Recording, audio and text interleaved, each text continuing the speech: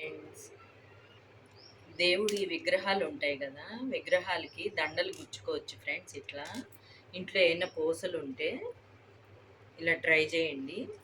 చక్కగా చిన్న చిన్న విగ్రహాలకి మనం ఇంట్లోనే తయారు చేసుకోవచ్చు, దండలు కొనకుండా.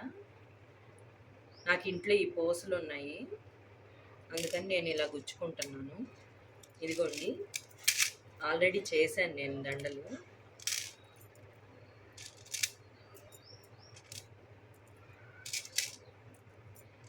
మీరు కూడా ఇంట్లో ఇలా పూసలు ఉంటే దేవుడి విగ్రహాలకి ఇలా దండలు గుచ్చుకోండి ఫ్రెండ్స్.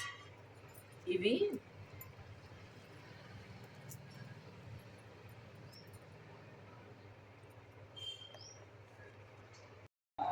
రేపు శ్రావణ మాసం వస్తుంది కదా ఫ్రెండ్స్.